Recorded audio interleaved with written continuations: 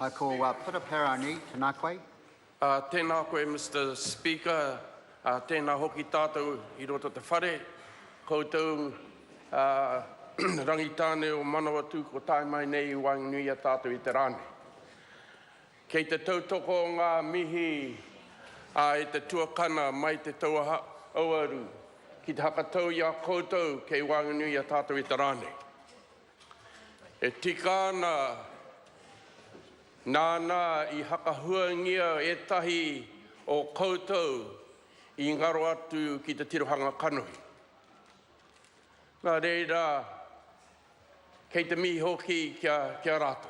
Kia rātou I takahia te arohanui a tāne, I rūpeke ki tua o pairau.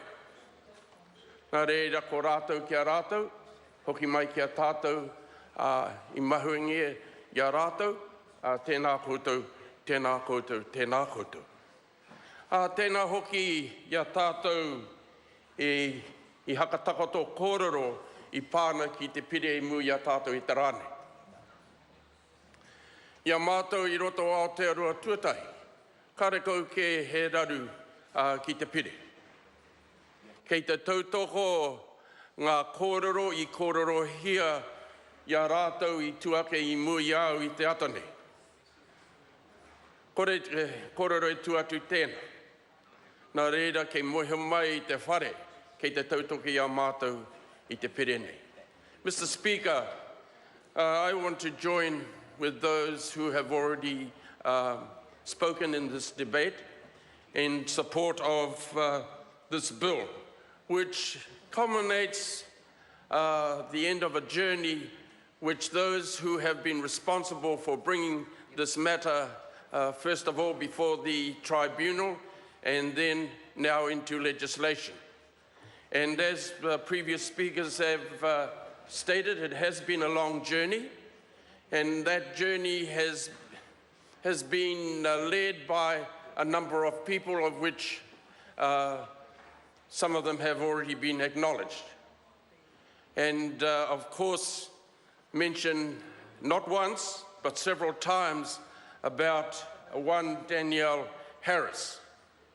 I just want to join with the acknowledgement of her, but also to remind her of her ngāpuhitanga. And given the state of our claims in the north, and given the description that those who have acknowledged you about your tenacity, your strength and all that, that perhaps, well, not perhaps, we could certainly use that sort of approach back in the north.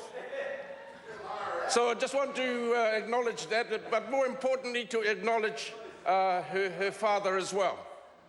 I knew her grandmother and her mother very, very well. And so it doesn't come as any surprise that the description that my colleagues in the House have said of you, Danielle, as I said, is no surprise. But I hope that your people of Rangitāne or Manawatu might consider sharing you with us in the north. Mā te wā. Mr. Speaker, this bill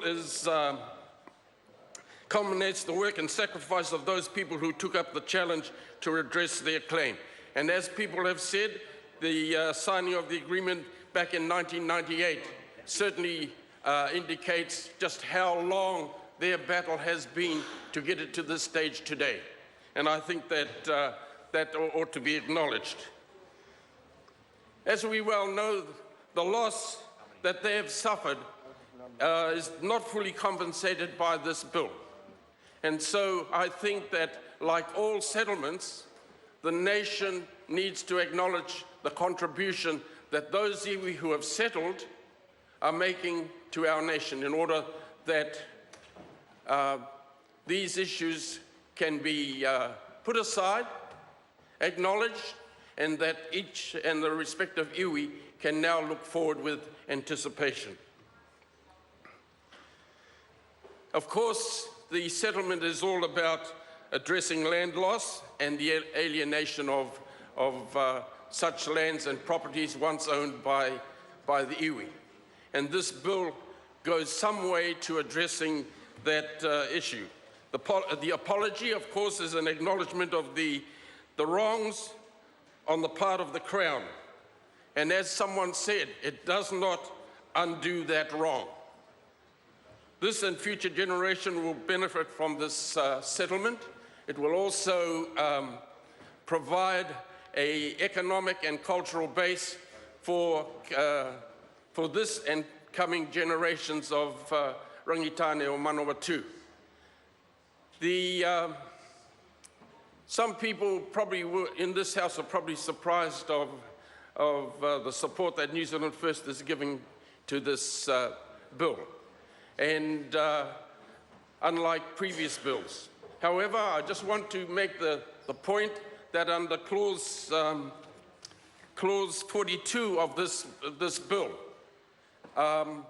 it acknowledges the establishment of an advisory board which allows its members to give advice to the local body in terms of the management of the Manawatu River. It does not make it compulsory for the local body to, first of all, accept the advice that the advisory board will give, but it must give due regard to any advice that that board may give. And so it's on that basis, together with the quantum that has been agreed to by the iwi, that New Zealand First will be supporting this bill. I must say, sir, that I have some sympathy for the negotiators, because there will always be someone with, or some people within their own tribe that will have a contrary view to what has been reached today.